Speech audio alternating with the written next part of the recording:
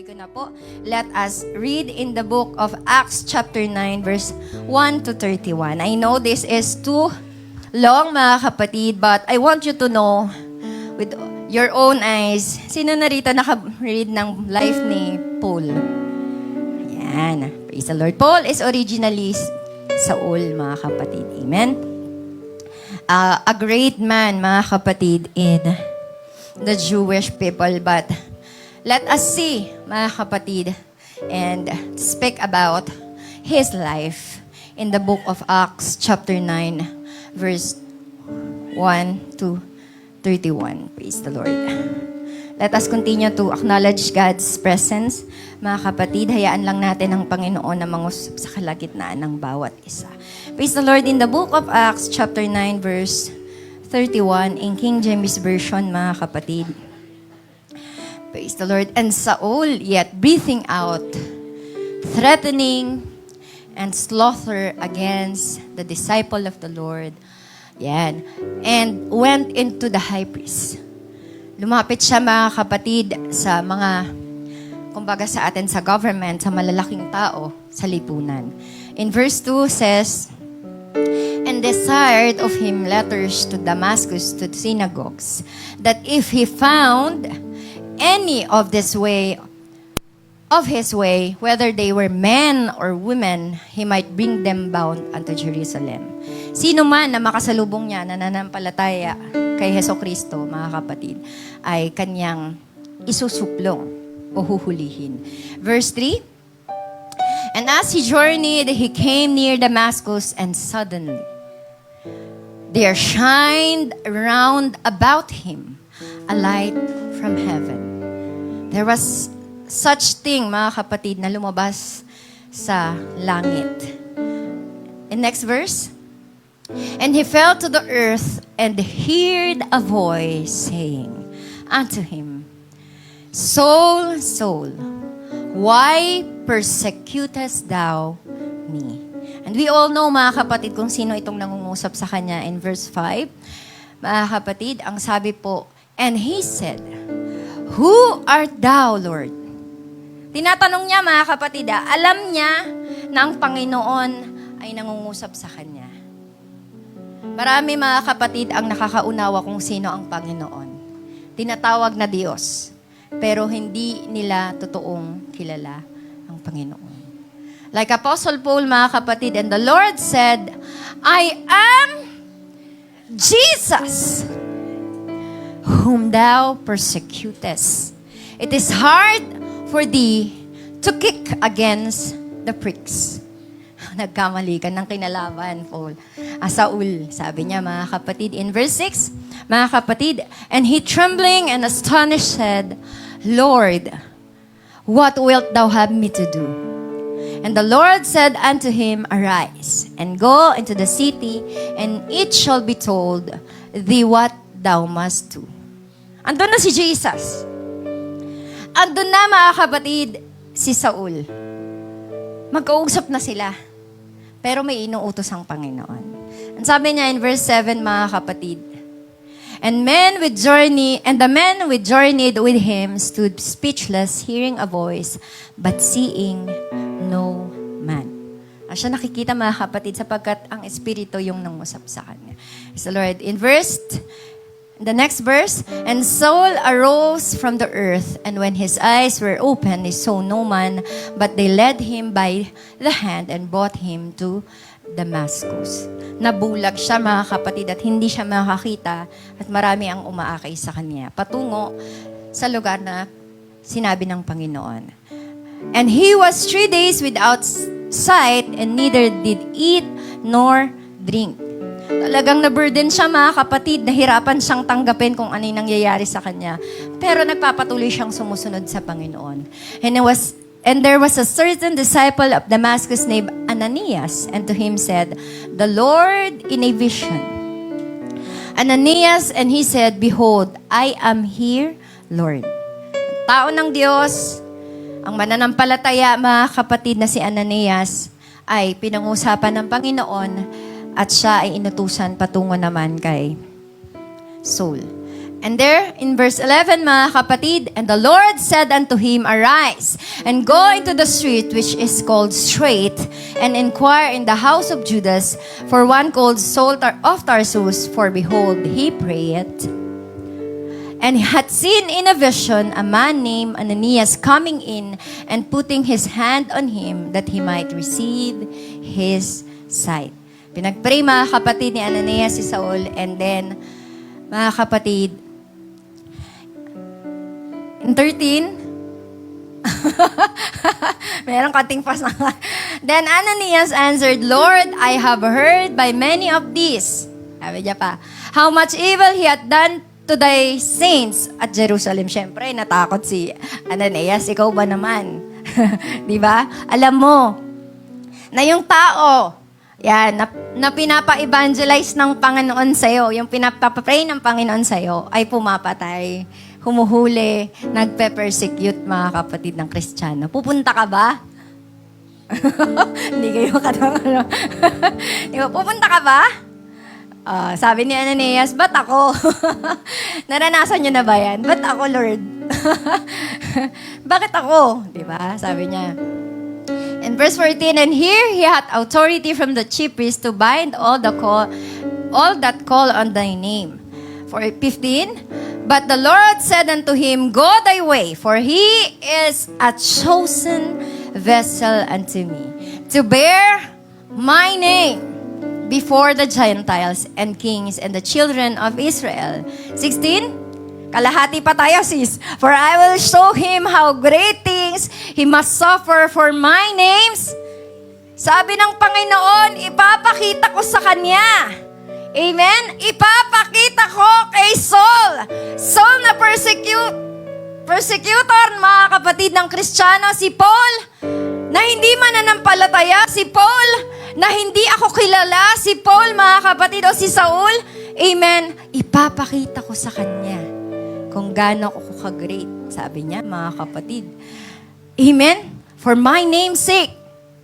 Siyempre, sunod naman si Ananias, and he went his way and entered into the house, and putting his hands on him, said, Brother Saul, the Lord, even Jesus, that appeared unto thee in the way of thou camest, hath sent me, that thou mightest receive thy sight, and be filled with the Holy Ghost. Unless he was not been filled with the Holy Ghost, I think his sight, mga kapatid, ay hindi po mariregain.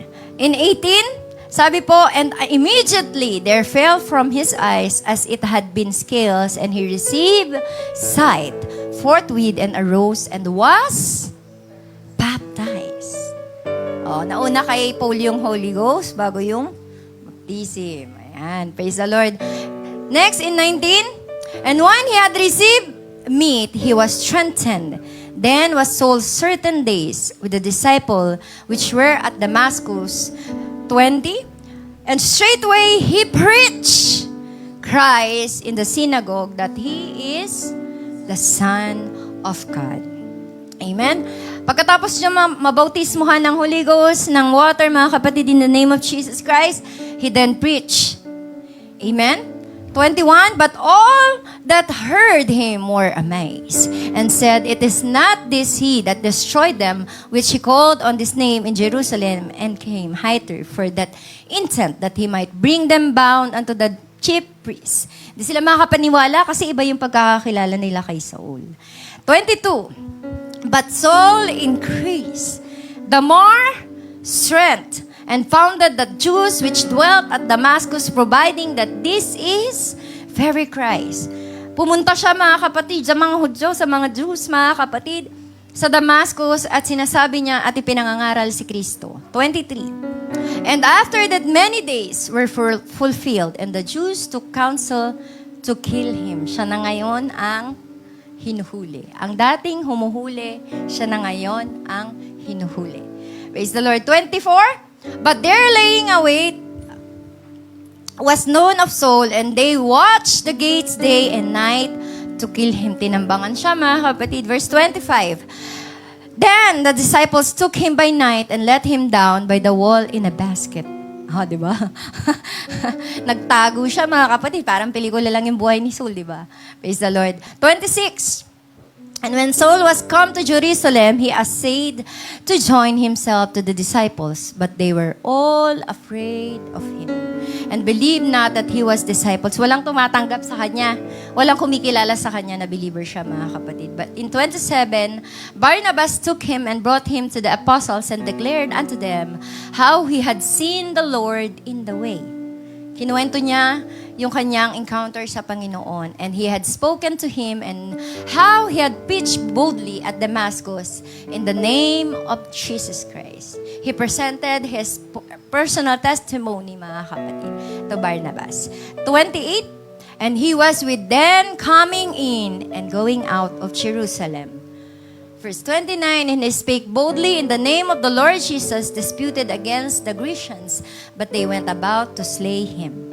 30, which was the brethren knew, they brought him down to Caesarea and sent him forth to Tarsus. Last verse, then had the churches rest throughout all Judea and Galilee and Samaria, and were edified, walking in the fear of the Lord, and the comfort of the Holy Ghost were multiplied. Praise the Lord. Salamat sa pagkabasa ng Panginoon. At sa mga oras na ito, by the way, mga kapatid, we are celebrating a simultaneous crusade, mga kapatid. Amen.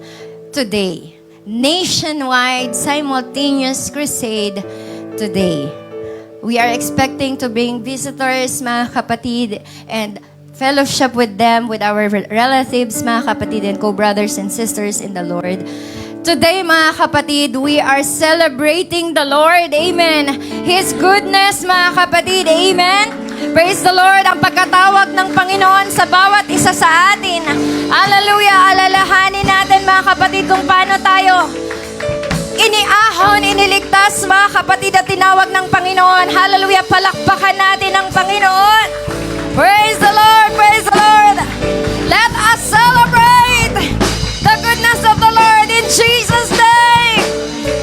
Praise the Lord. Amen. Hallelujah. Thank you, Lord. Thank you, Jesus. And hopefully, mga kapatid, may mga nakikinig po at nanonood sa amin. Kayo po ay manatili at kilalanin natin ang ating Panginoon sa buhay ni Apostle Paul. And by this time, let me speak with you with the word, surrender is not a defeat. Let us look on the story and life of Paul and how he surrendered in the life of Jesus without feeling the defeat, mga kapatid. Praise the Lord. Tayong lahat ay yumuko, Panginoon. Salamat sa mga oras na ito. Alam namin, Panginoon, hallelujah, na ginagabayan mo po ang aming buting pastor, Pastor June Pablo, under your presence, teaching the Word of God and letting them know about Jesus. And also, Panginoon, patuloy kang mangusap sa bawat isa sa amin because we know you are here with us. Hallelujah, your very presence in the midst of your people. Hallelujah, clearly hearing your words and speaking into our hearts and giving us visions. Salamat, Panginoon, sa iyong mayamang pagpapala mula sa iyong mga salita. Pangunahan mo kami, O God, in the name of Jesus Christ. Fill us with your Holy Spirit. Hallelujah, in the name of Jesus. Everybody say amen. Palakpakan natin ang Panginoon. Praise the Lord. Hallelujah. At ating kamayan ang ating mga katabi habang tayo ay uupo. Ayan. Kaya kanina, mga kapatid, tinatanong ko kung binasa nyo na po ang buhay ni Paul. Maraming aloof tumaas ng kamay. Kaya ngayon, kilala nyo na siya. Kilala nyo na siya ngayon. Praise the Lord. Oh, Sister Paz, ang haba pa naman ng binasa mo eh.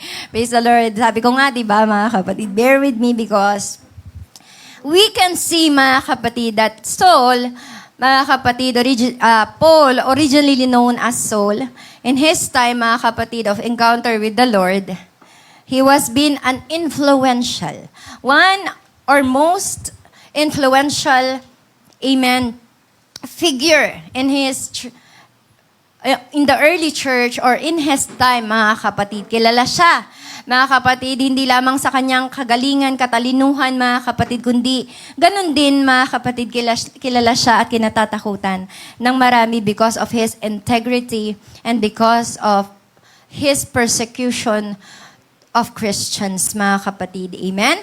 At primarily, author po siya, mga kapatid, ng 14 books of the epistles or the New Testament, mga kapatid, or the Christian times.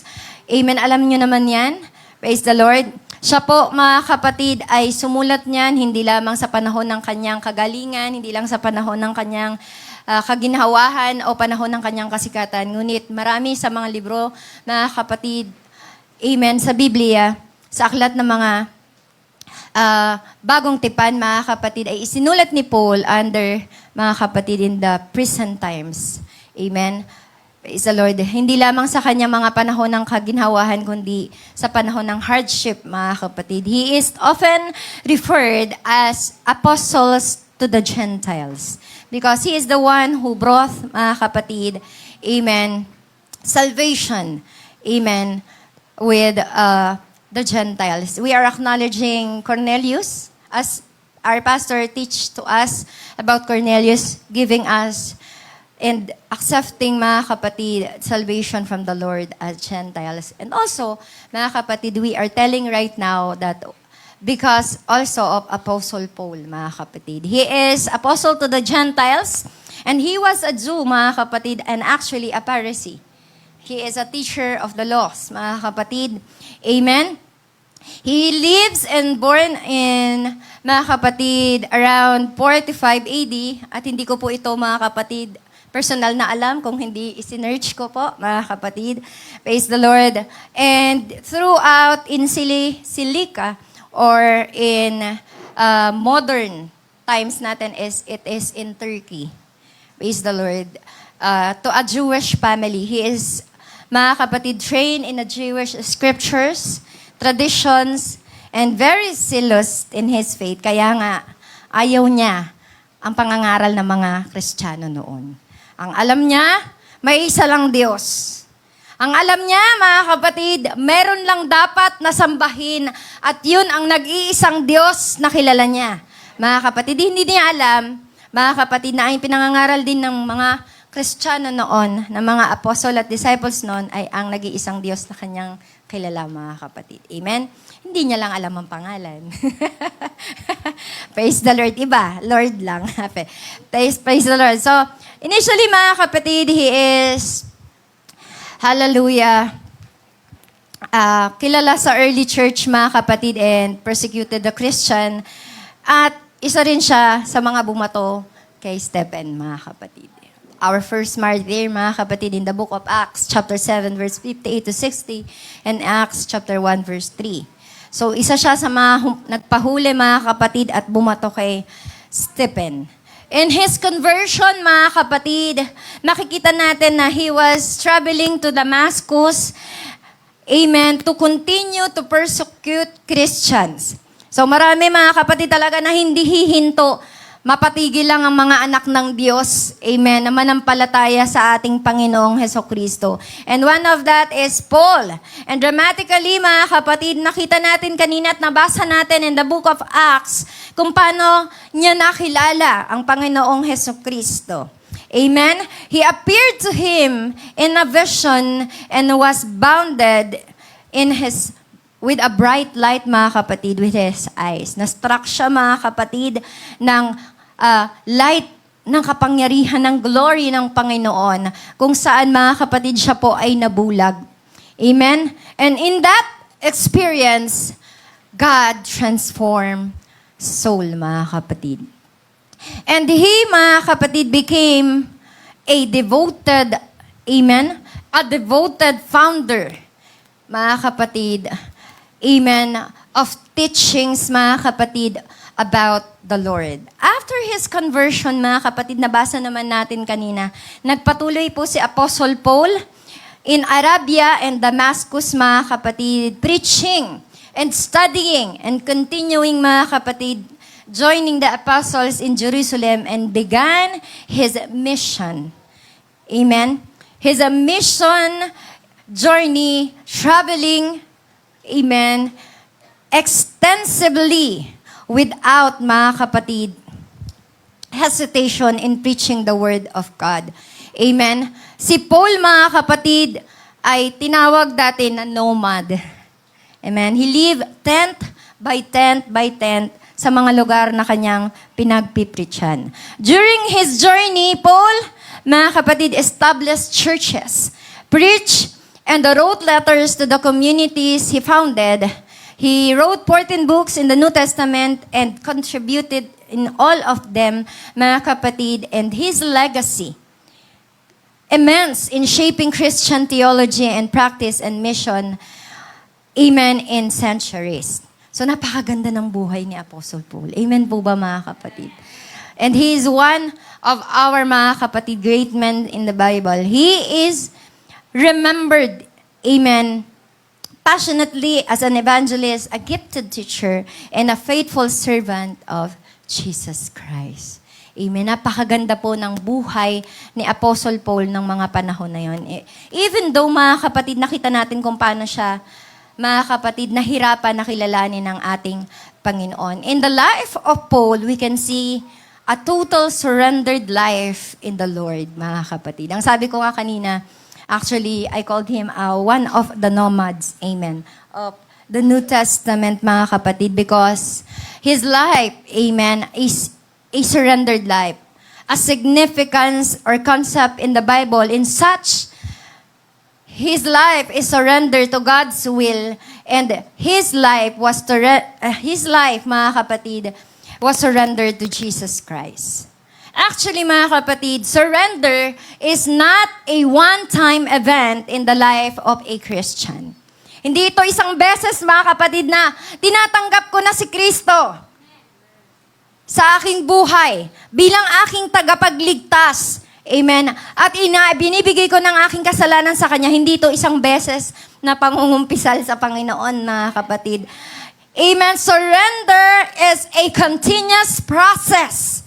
Trusting and, hallelujah, submitting to God's will. Amen? It is a continuous process event in the life of a Christian. First, we must surrender to God's will. Amen? Sino po rito, mga kapatid, yung handang isurrender yung gusto niya sa Panginoon? Lord, siya lang gusto ko. Kung hindi siya, wag na. Lord, kung hindi siya, sa'yo na lang siya. Kung hindi siya, Lord, wag na lang. Di ba, mga kapatid? Praise the Lord. Nakakatawa. Palagi nating sinasabi na ready tayo, mga kapatid, na sumurrender sa kalooban ng Panginoon. Pero kung hindi four-wheel drive at hindi pick-up truck, bike na lang, Lord. Praise the Lord. Amen po ba, mga kapatid? This is a continuous process. Nung una, bike lang. Sumunod, Panginoon, may motor na. Next time naman, Lord, four-wheel na yan. Praise the Lord. Amen. Hallelujah. Kung tayo po, mga kapatid, ay nakahanda, amen, na isurrender ang ating mga buhay sa Panginoon. Sana po, mga kapatid, let us continue to acknowledge God's will in our lives. Amen. Yung kalooban ng Panginoon. Amen.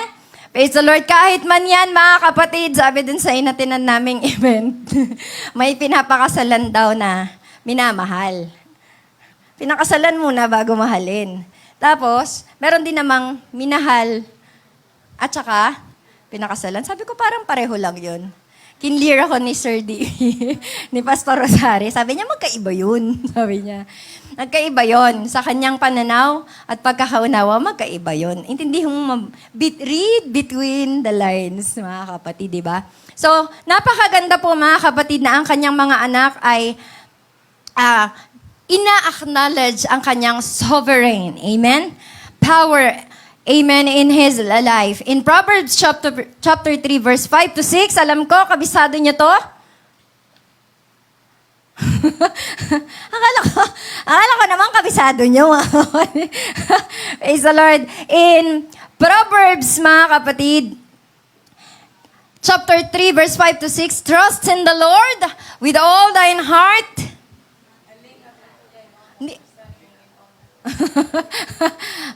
Palagi niyo yung sinasabi sa akin pero pinupost niyo pa nga yan.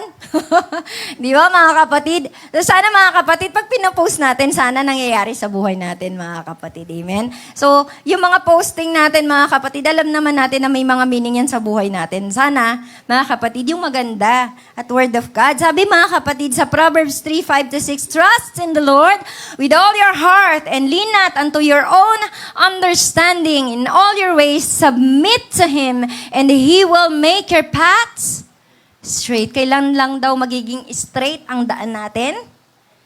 Kapag natuto na tayong sumuko sa Panginoon. Amen? Kapag natuto na daw tayo mga kapatid na mag-depend sa Panginoon. Kapag naglin na daw tayo mga kapatid, lalo na yung kaunawaan natin. Matalino kasing tao Lalo na ngayon, mga kapatid. Could you believe a 2 years old and a 3 years old can use a cellphone, even play games, na hindi ko nalalaro. At hindi ko maintindihan. Praise the Lord, di ba mga kapatid? Could you believe that? Paano pa pag dumating yan at tumungtong yan ng tamang edad? Ano na lang ang sasabihin niya sa nanay niya? Shut up! Ay, wag naman sana mga kapatid. Kaya manatili tayo mga kapatid na nagpapasakop sa kapangyarihan ng Diyos. Let us depend in the presence of the Lord. Amen? Praise the Lord. Let us surrender in His will mga kapatid. In Isaiah 55 verse 8-9 says, for my thoughts are not your thoughts, and my ways neither are your ways, declares the Lord. As the heavens are higher than the earth, and my ways higher, amen, than your ways, and my thoughts than your thoughts. Pero Lord, ito yung gusto ko Ito yung pangarap ko, ito yung dream ko, ito talaga yung dapat na mangyari sa buhay ko. Diba? Ganyan tayo mga kapatid minsan, pero hindi natin nakikita mga kapatid, na higit mga kapatid na nakikita ng Diyos sapagkat siya yung nandoon, mga kapatid. Siya yung mga kapatid lumikha sa atin. He created us in His image. So walang ibang nakakakilala sa atin kung hindi ang Panginoon. Hindi ang boyfriend natin, hindi ang asawa natin, hindi ang mga kaibigan natin, mga kapatid. Amen. Kundi ang Panginoon na ang hallelujah na lumikha sa bawat isa sa atin kung anong ating mga pangangailangan, kung anong dapat mga kapatid na ibigay niya sa bawat isa sa atin. Ang Panginoon lamang, hallelujah, na may higit na kaunawaan, higit sa kaunawaan na meron tayo mga kapatid. Amen? Ano man yung ating marating mga kapatid, ano man yung ma-receive natin sa buhay natin mga kapatid. Minsan ang tao nakapagbasa lang ng Biblia, akala na nila, higit na sila sa Panginoon, mga kapatid. Praise the Lord. Kaya sa mga oras na ito, sa mga tao na nag-acknowledge, mga kapatid, na higit sila sa Panginoon, nasa na sila ngayon? Amen? Yung mga panahon na sinasabi nila na sinusuko nila ang kanilang mga buhay sa Panginoon, nasa na kaya sila ngayon, mga kapatid? Kaya sa mga oras na ito, tayo mga kapatid ay binibigyan na mga kapatid ng salita ng Diyos na tayong lahat ay mag-surrender sa Panginoon, mga kapatid, especially our own will must be aligned into His will, mga kapatid. Hallelujah. Ang kalooban ng Diyos ang mangyari. Kung lagi natin, mga kapatid, nababanggit sa buhay natin na, Lord, not my will, but your will be done, mga kapatid. Ina-acknowledge natin na ang Diyos na buhay, mga kapatid, ang siyang magkokontrol sa atin. In Romans chapter 8, verse 28, and we know that all things God works to the good of those who love Him and who have been called according to His purpose. So, kung may purpose tayo mga kapatid at hindi natin naiintindihan yung purpose natin, magpasakop tayo. Sapagkat ang Diyos, alam niya kung anong purpose niya sa atin mga kapatid. Amen? Kung iniisip natin na tayo ay para sa Panginoon, yes, that's right mga kapatid. Tayo ay sa Panginoon lamang. Amen? Hindi sa mga bagay na tinatangkilik at pinangarap natin, kung hindi sa Panginoon mga kapatid. Sa Panginoon tayo nabibilang mga kapatid. Ang sabi ng Diyos, ano man ang sitwasyon natin, sabi kanina ng awit, sa lahat ng panahon, siya ay Diyos sa atin mga kapatid. Magbago man ang buhay natin, magbago man ang season ng buhay natin, o magbago man tayo sa Panginoon, ang Diyos kailanman, Diyos pa rin sa atin mga kapatid. Amen? Palakpakan natin ang Panginoon. Let us all surrender in His will, mga kapatid. And let us surrender our sins to the Lord, mga kapatid. Sino narito yung walang kasalanan? Ay, hindi pala ako. Baba natin yung kamay natin. Diba? Every day, every minute, and every time, mga kapatid, ng buhay natin ay nagkakamali tayo at nagkakasala tayo sa harapan ng Panginoon. Amen? May mga pagkakataon sa buhay natin na minsan din natin na-acknowledge na nagkakamali tayo.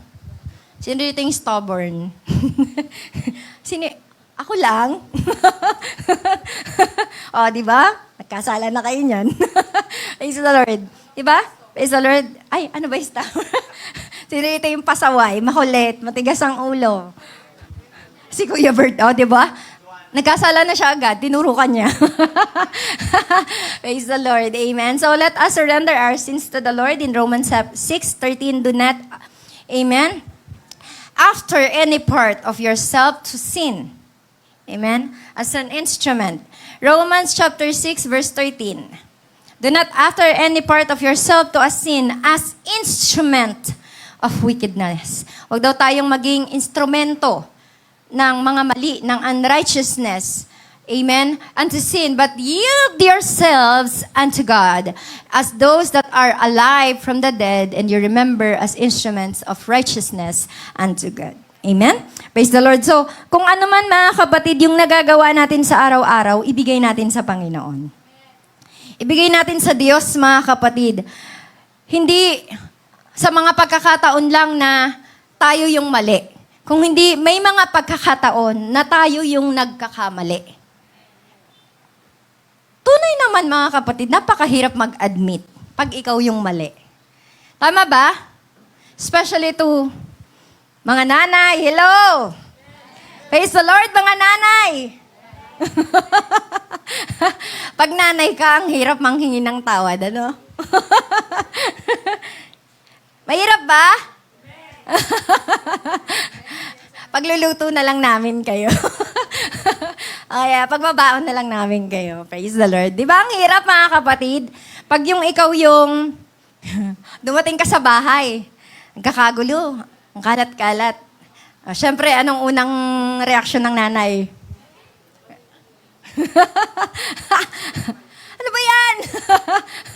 Ang kalat! Hindi mo alam, yung anak mo pala siya yung nagluto. Hindi niya na maligpit yung kinalat niya, di ba? Hindi mo alam yung asawa mo, siya pala yung naghatid ng mga bata sa school.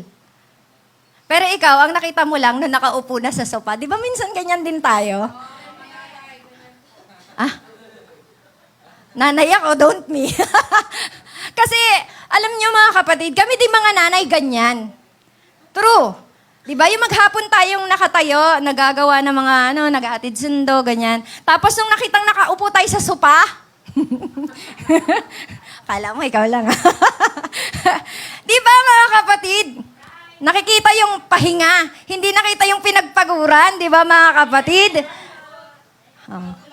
Pero, sorry, hindi ako nangungusap sa side ng mga nanay.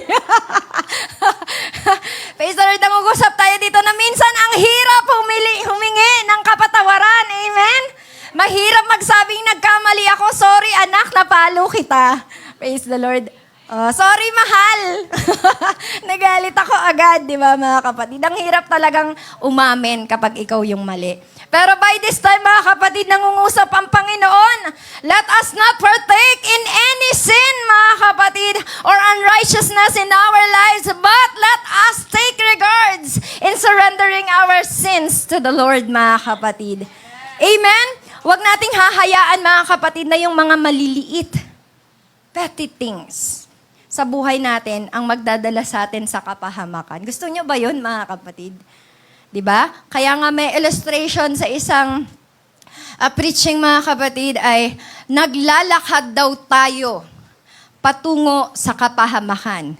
Ibig sabihin, isang maliit na pagkakamali patungo sa bibig ng kapahamakan. Isang maliit na pagsisinungaling, isang hakbang patungo sa kapahamakan. Isang maliit na hindi paghingi ng kapatawaran at pag-acknowledge ng ating kasalanan, isang hakbang patungo sa kapahamakan. Hanggang sa makarating tayo doon sa malaking bibig ng kapahamakan, mga kapatid.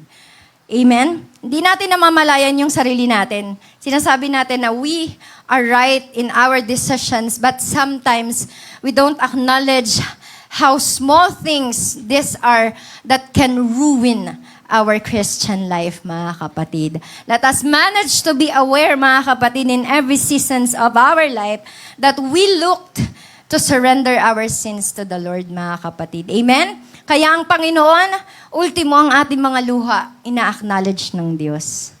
Amen? Ina-acknowledge ng Diyos, mga kapatid. Hallelujah. At meron akong nabasa, mga kapatid, hindi ko makalimutan. Gusto kong i-share sa inyo that God remembers. God remembers, mga kapatid.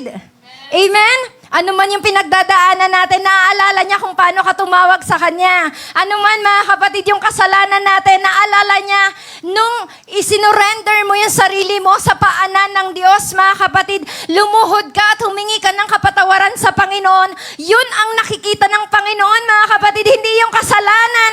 Sa laki man nito, liit man ito, mga kapatid. Ang nakikita ng Diyos ay ikaw. Amen?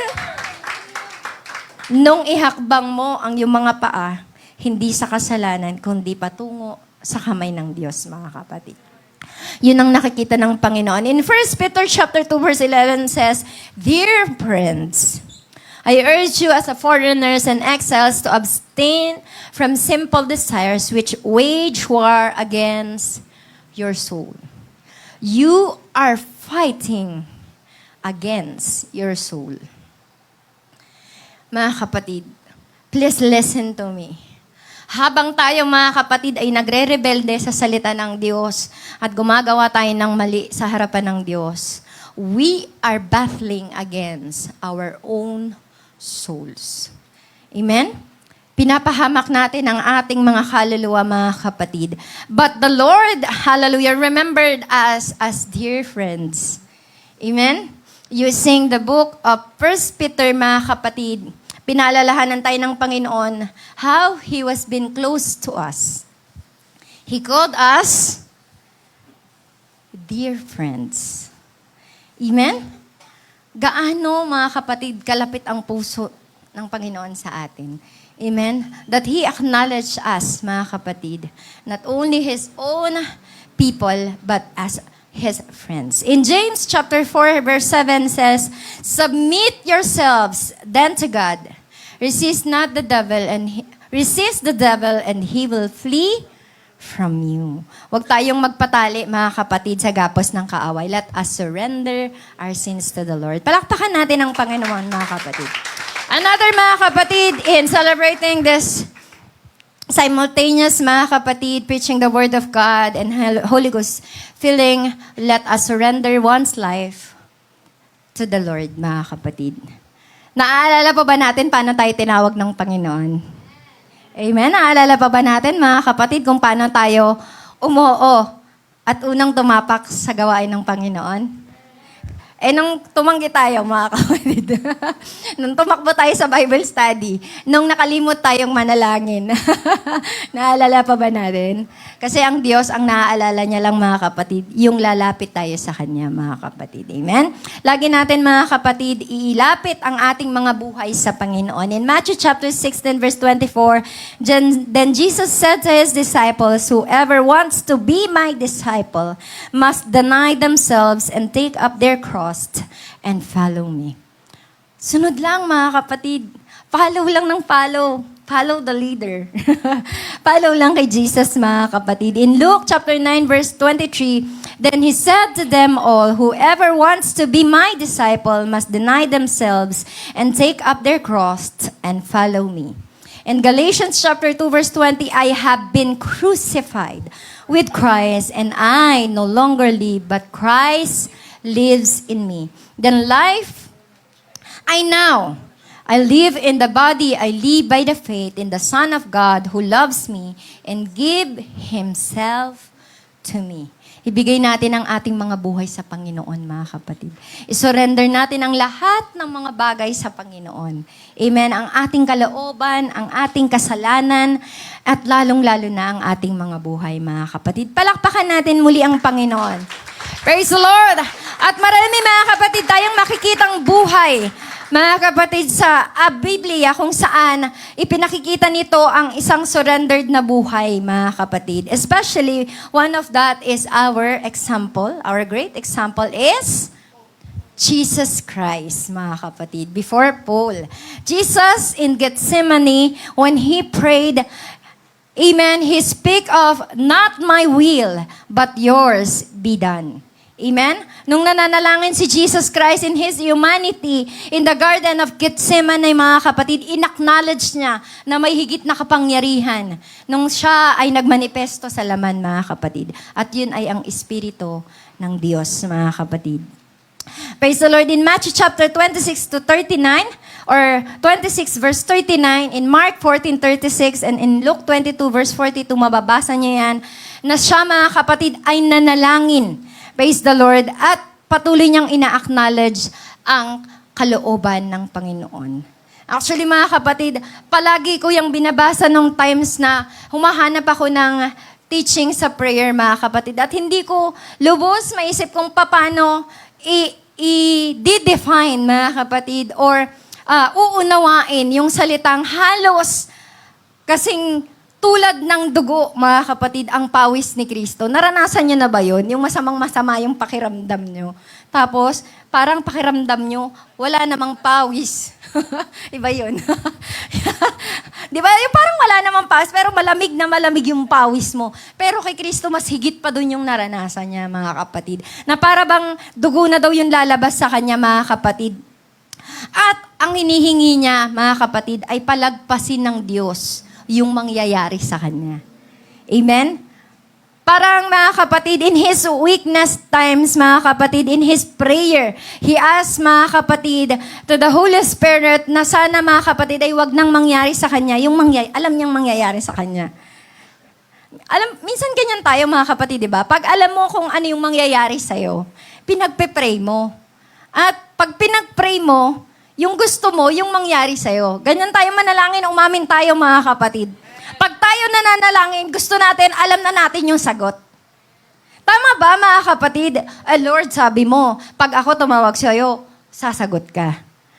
Pero ang gusto mo, nakadictate na yung gusto mong sasabihin ng Lord. Amen? Tama ba, mga kapatid? Pag nagpe-pray tayo, sabi mo, Lord, kapag ako humingi, ibibigay mo. Alam mo na kung ano yung ibibigay ng Diyos sa'yo. Pero hindi mo ina-acknowledge kung ano ba talaga yung gusto ng Lord sa buhay mo. Amen? Minsan hindi natin na-acknowledge, mga kapatid, kung ano ba talaga yung sagot ni Lord. Pero ikaw, alam mo na kung anong gusto mong maging sagot ng Panginoon. And doon tayo nadi-discourage, mga kapatid. Yung expectation natin na dapat si Lord yung sumasagot, si Lord yung nagbibigay, pero tayo yung Amen? Nakaplano na sa buhay natin. Hindi naman yun masama, mga kapatid. Na i-plan natin yung buhay natin na mangarap tayo. Don't understood me, mga kapatid. Pero, mga kapatid, pinag-uusapan natin dito yung surrender. Di ba, mga kapatid? Ang kalooban ng Diyos yung unahin natin, mga kapatid. Yung gusto ng Panginoon sa buhay natin. Kaya nga siya nag-set ng example. At matindi yung example ng Panginoon, mga kapatid. Yung sinasabi niya na, He has nothing to do anything. He has no control even in Himself, mga kapatid.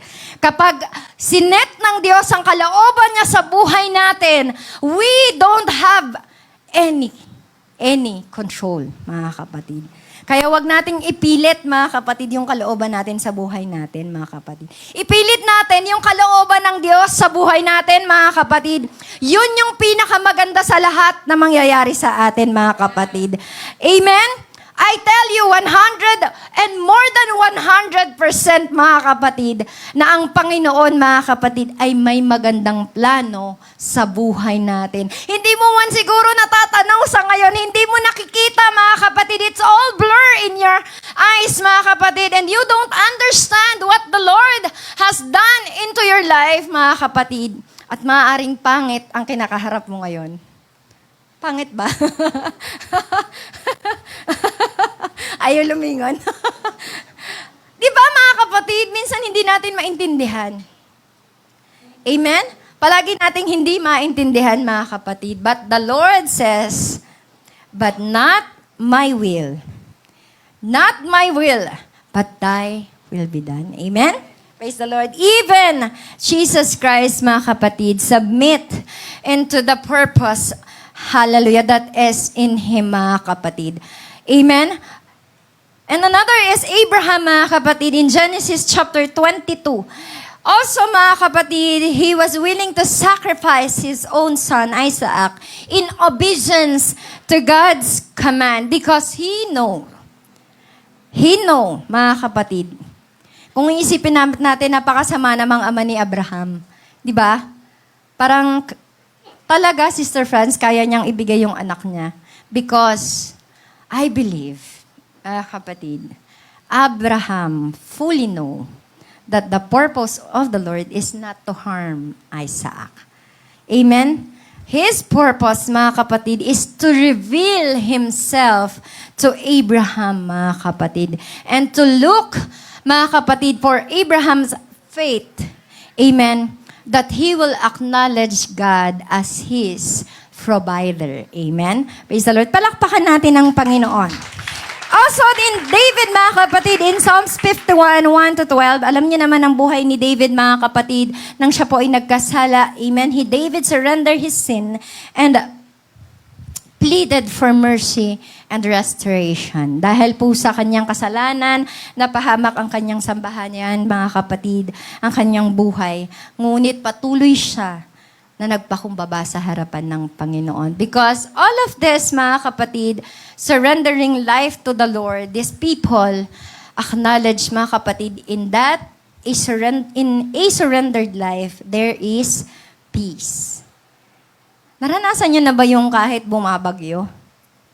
Amen? Kahit bumabagyo, kahit walang laman ang kaldero mo. Ewan ko, bakit tayo payapa? Minsan, mga kapatid, na naranasan ko na ma-rebuke. Hindi ko nasasabihin ko sino. At masabihan na parang imaginary daw yung buhay ko.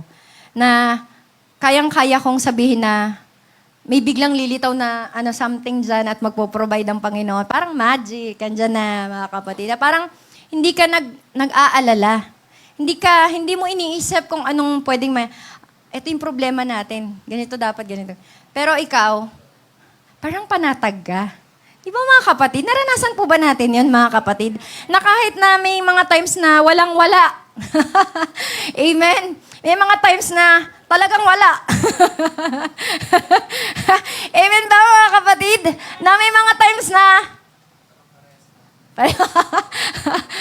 yung wala tsaka meron pare-parehas, mga kapatid. Di ba may mga times na ganun, mga kapatid? Nararamdaman natin na, mga kapatid, may kapayapaan sa salita ng Diyos. In Philippians chapter 2, verse 4, 6-7, amen?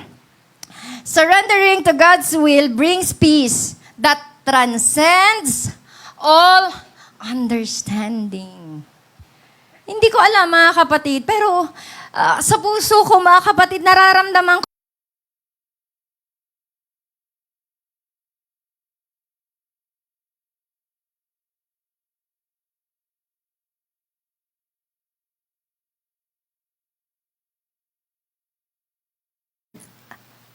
Amen. Yung sabihin mo na wala ka ng control sa mga bagay. Tayo kasi, di ba, strong tayo. Narito yung pipilitin at gagawin ang lahat ng bagay.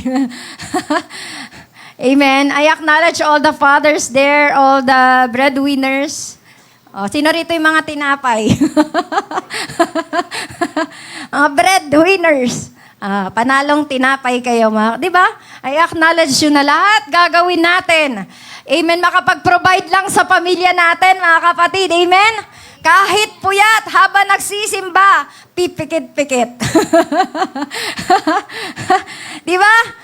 I salute you, mga kapatid, na kahit gano'ng ang pagod nyo, ang antok nyo, nandito kayo sa gawain ng Panginoon, kasama ang pamilya. Amen. Palakpakan naman natin yung mga breadwinners na yan, yung mga Iba mga kapatid, kahit na tinutokso na may-ari ng kumpanya. Di ba? At malapit nang lagpasan si Henry C.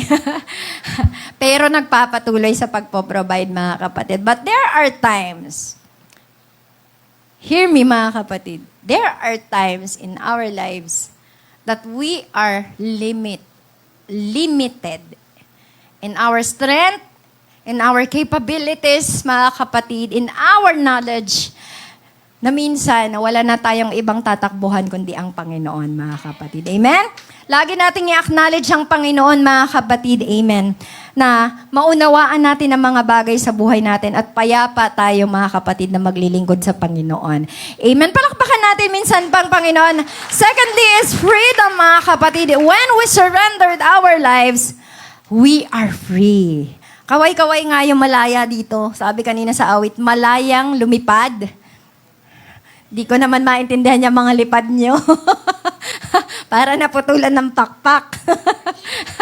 Praise the Lord. So malaya daw tayo, sabi ng Panginoon in John chapter 8 verse 36, surrendering to Christ, mga kapatid, sets us free from sin and its consequences. Take note. And its minsan pala, mga kapatid, may mga bagay tayong nagagawa na nalalagpasan natin, pati yung consequences. Lagi nating sinasama yan eh. Kung anong kasalanan mo, tanggapin mo kung anong mangyayari sa'yo. Kasi sa bawat paggawa ng kasalanan talaga ay mayroong nakaantabay na consequences. But in John chapter 8 verse, mga kapatid, He acknowledged, mga kapatid, that when we surrendered our lives, we are free not only from sins, but from consequences. Kasi, hindi na tayo makakagawa ng kasalanan. Kaya walang consequences tayong i-face. Because, sinurrender na natin yung buhay natin sa Panginoon, mga kapatid. Amen. Kaya matuto tayo, mga kapatid, na palagi nating sabihin sa Panginoon, Lord, I'm sorry. Di ba? Na parang, ate mo lang, kapatid mo lang, nanay mo lang, ate mo lang. Naranasan ba natin yung pag-close tayo sa isang tao, lahat nasasabi natin? Sana gawin natin yun sa Panginoon, mga kapatid. Kasi mas higit ang Diyos eh. Siya yung tatay natin, mga kapatid.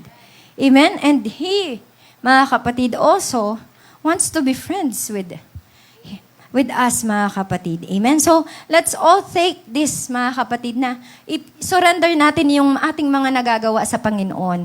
At dahil doon, mga kapatid, naliligtas tayo sa mga mangyayari sa buhay natin na hindi natin magugustuhan o ikapapahamak natin.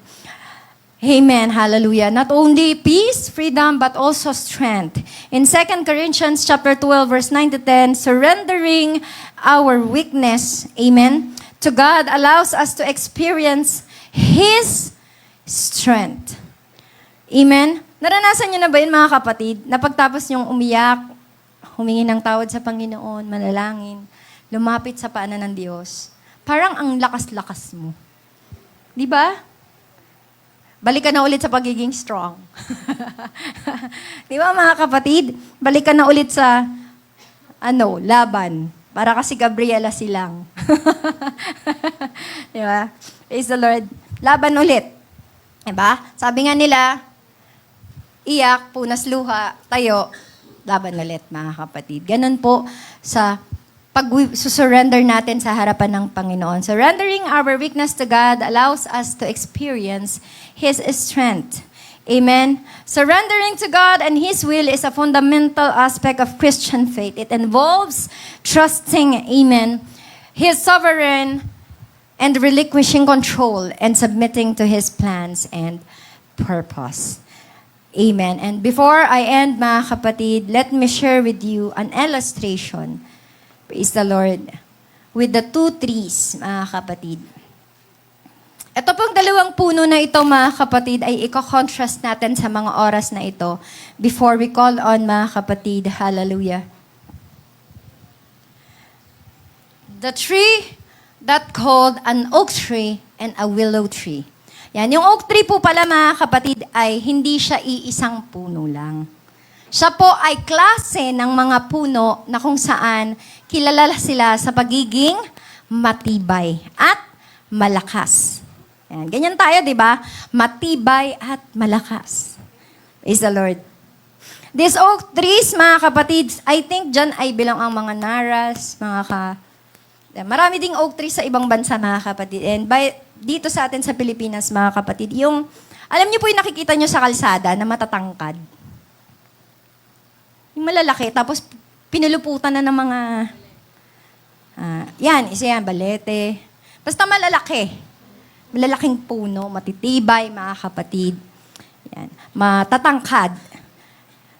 They are sturdy. Yan. Sorry. Hindi ko makita. And they are known for their strength, durability, long lifespan. They reach, mga kapatid, to 30 to 60 years. Kaya pala, no, kahit matanda na tayo, nakikita pa natin yung puno sa kalsada. Diba? Tapos gumaganon pa, diba? Lalaki nila, mga kapatid. And grown up to 100 feet or 30 meters sa tangkad. And sa spread nila is 50, mga kapatid, to 70 feet or 15 to 21 meters. As in talagang malalaki. Praise the Lord. Yan yung napili ng ating media. Diba? Yabong-yabong niya, di ba? Ganda-ganda niya, mga kapatid. And eto naman pong willow tree, mga kapatid, is known for its flexibility. Nakakita na kayo ng ganyang puno? Yung mga yellow tree, yung mga sa kalsada na bumabaging, nalalaglag yung mga strings nila. Yan. Marami yan mga kapatid. At ang willow tree ay hindi lang din yan isang puno. They are different kinds and types of trees na kadalasan tumutubo sila sa malapit sa tubig or pwede rin naman sila sa lupa, mga kapatid. And flexible sila and they are known and symbolizes, mga kapatid, adaptability and, mga kapatid, long expanded branches and that sweep the ground. Yan, parang hair lang. Di ba, mga kapatid? Yan. Sa ibang illustration, mga kapatid, nag-uusap daw yung si oak tree tsaka si willow tree. Yan. Pwede ko bang tawagin dito yung mga yung mga kasama kong backup? Yan. Sister Alma, tsaka isa pa. Sino bang pwede? Isa pa. Isa pa. Sino ba? Sino? Kuya Mark, ikaw na lang. Oh, ito si Oak Tree. Yan, mukha bang Oak Tree? Saka si Willow Tree. Yan, si Willow Tree kasi mabongga yung mga dahon-dahon niya. Ikaw na dyan. Yan, maganda ka naman habang hawak ko si Willow Tree. Yan, mga kapatid. And then, mga kapatid, they both experience side by side. Kayo. Yan. Ito ka. Yan. Yan. Magkatabi daw sila, mga kapatid. Yan. Tignan nyo, yung willow tree, may katabi siyang oak tree, di ba? Magkatabi daw sila, mga kapatid, and they experience both storms. Yan. They experience the storms that rolls and bring heavy rain. Ayan. Inulan daw kayo. Inulan daw sila, mga kapatid. And they both resist the wind with all their might and try to stand firm. They stand firm. O, di ba? Umulan. Buha, bagyo. Bagyo. Dumaan si Karen. Kasama si Leon. Ay, si Christine pala. Sa ibang bansa pala si Karen. Di ba? Yan. Pinipilit daw nilang maging matibay, mga kapatid. Praise the Lord. And then, one time, this oak tree, mga kapatid, pinipilit niyang maging matibay kahit na binabagyo na siya, binabagyo ka daw. Ayusin mo. Hanggang, mga kapatid, syempre, di ba, kilala siya sa pagiging sturdy. Matibay. Talagang tatayuan niya. Pag tayo matibay, hindi tayo susuko, di ba? Kahit anong mangyari. Hindi pwedeng makita ng mga pamilya natin na sumusuko tayo. Hindi pwede, mga kapatid.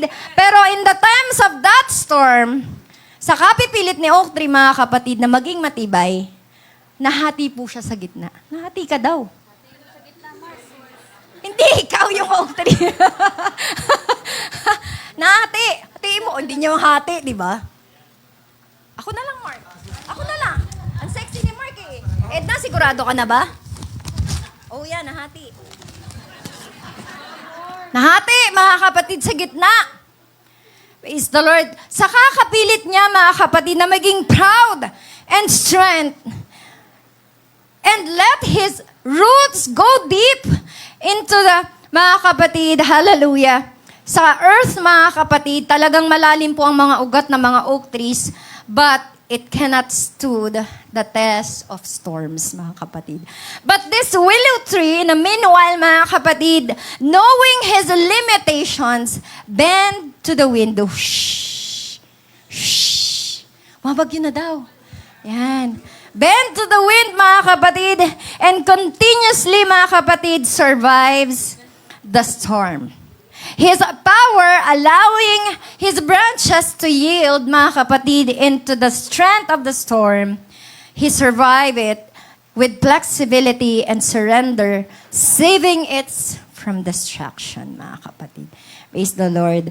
Hallelujah. And this is the illustration and power of surrender, mga kapatid. Palakpakan naman natin si Sister Alma. Tsaka yung nanira ng puno ko, si Brother Mark. Thank you to both of you. And salamat din, lalo na kay Sister Alma sa impromptu na props, mga kapatid. Kanina na lang talaga namin yung ginawa. Salamat po, mga kapatid. And in this illustration, mga kapatid, hallelujah, the power of surrender, mga kapatid, is rigidity that leads to breakage, mga kapatid. Yung pagiging, mga kapatid, pagsasabi natin, mga kapatid, ng patuloy na pagre-resist and fighting against the challenges of life lead us to emotional, mental, and physical exhaustion. Kahit gaano tayo kalakas, kahit gaano tayo katibay, mga kapatid, sa harapan ng Panginoon, there will come a time, even though, hallelujah, patuloy tayong kumukuha ng kalakasan sa Panginoon. Amen. There are times and things that we cannot control ourselves, mga kapatid. Hingin natin ang presensya at kamay ng Diyos sa buhay natin, mga kapatid. Let us surrender our will, our sins, and our life to the Lord, mga kapatid. Hallelujah. But this flexibility leads to resilience, like the willow tree, mga kapatid. Surrendering and adapting to the circumstances not only allow things, mga kapatid, na tayo po ay pahirapan, but conserve our energy, learn and grow in the sight of God, mga kapatid.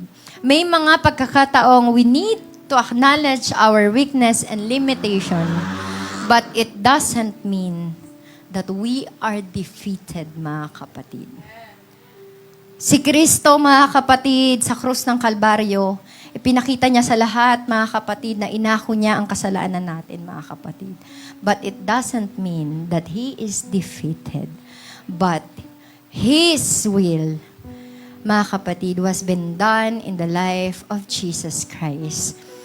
And we experience now, mga kapatid, ang iniisip ng kaaway na ang Panginoon ay defeated. But surrender is not equivalent of defeat, but victory, mga kapatid. Praise the Lord. Hallelujah. Letting go is not weakness. Releasing our control to things and embracing uncertainties can be a sign of our strength and courage that Jesus gives us the wisdom, mga kapatid. Right now, mga kapatid, hallelujah, under the presence of the Lord, He is giving us wisdom, mga kapatid. Hallelujah, that in our life, surrender is not a defeat, mga kapatid. Hallelujah. Surrender is not a defeat. Yielding to a great power. Amen. Hallelujah. Our circumstances doesn't mean defeat. It means acknowledging our limitations and finding a new way forward to the Lord, mga kapatid. Let our relationships, hallelujah, surrendered, hallelujah, and control, hallelujah, to lead a healthier, more harmonious connections to the Lord. Challenges, mga kapatid, let us embrace them and adapt to them, mga kapatid, that these obstacles can help us creative solutions, Hallelujah, para mapalago po natin ang ating personal na pagkakilala sa ating Panginoon. Letting go, mga kapatid, of our ego and expectation, hallelujah, attachment that can lead to spiritual growth and self-awareness. Mas mahalaga, mga kapatid, na tayo lumago sa harapan ng Panginoon. Amen. Hallelujah. Surrendering our emotions, mga kapatid, our anger, our grief, and fear can allow us to process and heal. Let us all begin to undergo to the process of the Lord and heal under His precious Spirit, mga kapatid. Right now, mga kapatid, hallelujah, as we continue, mga kapatid, in our conclusion, where in our lives that we are resisting? Where in our lives right now, mga kapatid, that we are not acknowledging surrender to God, mga kapatid? Are you fighting against the will of the Lord? Are you fighting against on how we can surrender our sins to the Lord?